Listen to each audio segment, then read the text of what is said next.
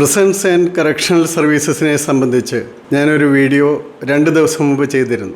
അവിടെ പ്രിസൺസ് ഒരു ശമ്പളം കിട്ടുന്ന റിസോർട്ട് പോലെ ആയാലുണ്ടാകുന്ന പ്രശ്നങ്ങളെക്കുറിച്ചാണ് ഞാൻ അതിലെ സൂചിപ്പിച്ചിരുന്നത്. ഇന്നലെ ഒരു ചാനലിൽ ഇതിൻ്റെ ചർച്ച കണ്ടപ്പോൾ എനിക്ക് അത്ഭുതം തോന്നി. കാരണം അതിൽ പറയുന്ന ഒരു ഔദ്യോഗിക സ്ഥാനത്തിരുന്ന വ്യക്തി തന്നെ പറയുന്നത് അതിലെ 1/3 ഭാഗം വിക്ടിമിൻ്റെ, അതായത് ഈ ആക്രമണം നടത്തി അതിന് വിക്ടിമായി തീർന്ന കുടുംബത്തിന് കൊടുത്തുകൊണ്ടിരിക്കുകയാണ്. അദ്ദേഹത്തിൻ്റെ കാലത്ത് ഇത്ര രൂപ വെച്ച് കൊടുത്തുകൊണ്ടിരുന്നു എന്നൊക്കെയാണ് പറയുന്നത്. ഞാനും ജയിൽ DGP ആയിരുന്നതുകൊണ്ട് ഞാൻ പറയട്ടെ, അങ്ങനെ ഒരു പൈസ പോലും ഇതുവരെ, ഞാൻ ജയിൽ DGP ആയിരുന്ന സമയത്ത് നിന്നല്ല, അദ്ദേഹം ജയിൽ DGP ആയിരുന്ന സമയത്ത് നിന്നല്ല, ഇതുവരെ ഈ 2026 ജനുവരി വരെ ഒരു പൈസ പോലും കൊടുത്തിട്ടില്ല. 2025 മറ്റോ ഒരു നിർദ്ദേശം വന്നിട്ടുണ്ട്. അതായത് ഒരു വിക്ടിം കോമ്പൻസേഷൻ ഫണ്ട് ഉണ്ടാക്കണം. അതിന് പ്രിസണിലെ ഉള്ള ശിക്ഷാ തടവുകാരുടെ ശമ്പളത്തിൻ്റെ 1/3 ഭാഗത്തോളം പിടിച്ച് അത് വിക്ടിംസ് റിലീഫ് ഫണ്ട് ആയിട്ട് കൊടുത്ത് അത് പിന്നീട് ലീഗൽ സർവീസസ് അതോറിറ്റി വഴിയൊക്കെയാണ് കൊടുക്കേണ്ടത്.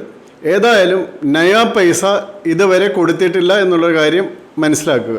പിന്നീട് എനിക്കതേപ്പറ്റി പറയാനുള്ളത്, ഈ വനിതാ തടവുകാരുടെ എണ്ണം കുറഞ്ഞു എന്നൊക്കെ പറയുന്നത് വളരെ തെറ്റാണ്.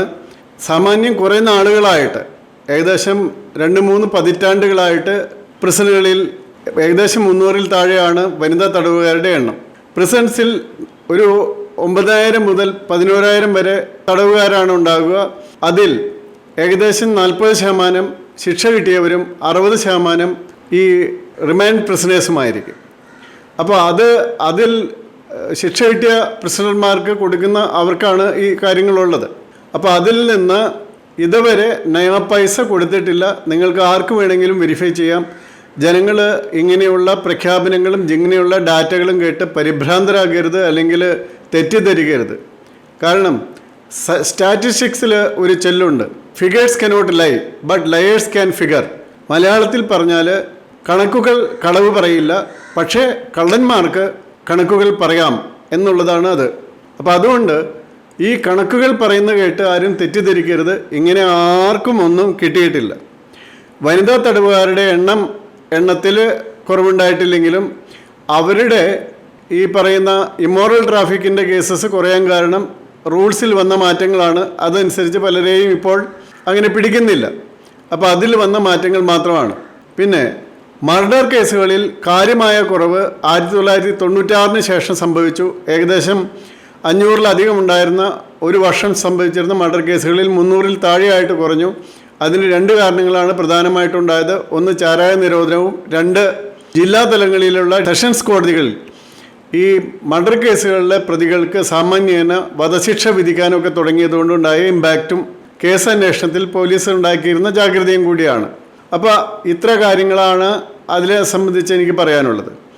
അതുമാത്രമല്ല, ഈ പ്രിസൺസ് ആൻഡ് കറക്ഷണൽ സർവീസസിൽ അതിൽ ഇപ്പോൾ നടക്കുന്ന സംഗതി അനുസരിച്ച് അതിൽ 1/3 ഭാഗം അവരുടെ സ്വന്തം ഫാമിലിക്കും, 1/3 അവരുടെ റിലീസ് ചെയ്യുന്ന സമയത്തിനും, 1/3 അവരുടെ ക്യാൻറ്റീൻ ഫെസിലിറ്റിക്കുമായിട്ടാണ് ഉപയോഗിക്കുന്നത്.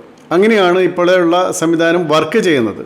അപ്പോൾ വിക്ടിമിന് 10 പൈസ ഇതുവരെ കൊടുത്തു തുടങ്ങിയിട്ടില്ല. കാരണം ഒരു ഉദാഹരണം പറയാം. കുറച്ച് നാളിന് മുമ്പ് തിരുവനന്തപുരം ജില്ലയിൽ ഒരു ഗുണ്ടാത്തലവനെ മറ്റ് ചില ഗുണ്ടകൾ ചേർന്ന് വെട്ടിക്കൊലപ്പെടുത്തി. അപ്പോൾ ഈ ഗുണ്ടാത്തലവൻ്റെ കൂടെ ഉണ്ടായിരുന്നത് ഏകദേശം 18-19 വയസ്സ് കഴിഞ്ഞ ഒരു പെൺകുട്ടിയായിരുന്നു. അവർക്കൊരു 1.5 വയസ്സുള്ള കുട്ടിയുമുണ്ട്.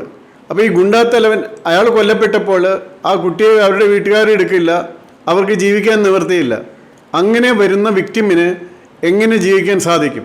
വാസ്തവത്തിൽ ഇത് സർക്കാരിൻ്റെ ബാധ്യതയാണ്. അതായത് ഒരു മർഡർ നടക്കുമ്പോൾ സർക്കാരിന് അത് പ്രിവെൻറ്റ് ചെയ്യാൻ പറ്റിയില്ല എന്നുള്ളത് കൊണ്ട് സർക്കാർ തന്നെ അവർക്ക് കോമ്പൻസേഷൻ കൊടുക്കുകയും, ഇപ്പം ഞാനീ പറഞ്ഞ 300-ഓളം അല്ലെങ്കിൽ 300-ൽ അല്പം കൂടുതൽ ഒരു വർഷം ഉണ്ടാകുന്ന കൊലപാതകങ്ങളിലൊക്കെ വരുന്ന വിക്ടിംസിന്, ഇതേപോലെ ബുദ്ധിമുട്ടുന്ന വിക്ടിംസിന്, ആവശ്യമുള്ള വിക്ടിംസിന് അവർക്ക് ജീവിക്കാനുള്ള പൈസ കൊടുക്കേണ്ടത് സർക്കാരാണ്. സർക്കാർ കൊടുക്കണം. അതിന് വിക്ടിംസ് റിലീഫ് ഫണ്ട് ഉണ്ടാക്കി ഈ പ്രതിയുടെ കയ്യിൽ നിന്ന് വാങ്ങിക്കുന്നതിൽ കുഴപ്പമൊന്നുമില്ല. പക്ഷേ ഏതായാലും ഇതുവരെ 10 പൈസ അതിൽ നിന്ന് കളക്ട് ചെയ്ത് തുടങ്ങിയിട്ടില്ല. ഇതാണ് യാഥാർത്ഥ്യം. അപ്പോൾ അതുകൊണ്ട് പലയിടത്തും പറയുന്നത് പോലെ വെറുതെ കുറേ ഡാറ്റകൾ പറഞ്ഞാൽ നിങ്ങൾ അതിനെ ക്വസ്റ്റ്യൻ ചെയ്യാൻ പഠിക്കുക. എവിടെ നിന്നാണ് ഈ ഡാറ്റ കിട്ടിയിരിക്കുന്നത്, ആ ഡാറ്റ ആര് തന്നതാണ്, അത് ആര് പറഞ്ഞാലും ചോദ്യം ചെയ്തില്ലെങ്കിൽ കുറേ ഡാറ്റ കൊണ്ടുവന്ന് നിങ്ങളെ പറ്റിക്കും. ഡാറ്റ കേൾക്കുമ്പോൾ തന്നെ പരിഭ്രമിച്ചു പോകുന്ന സ്വഭാവക്കാരാണ്.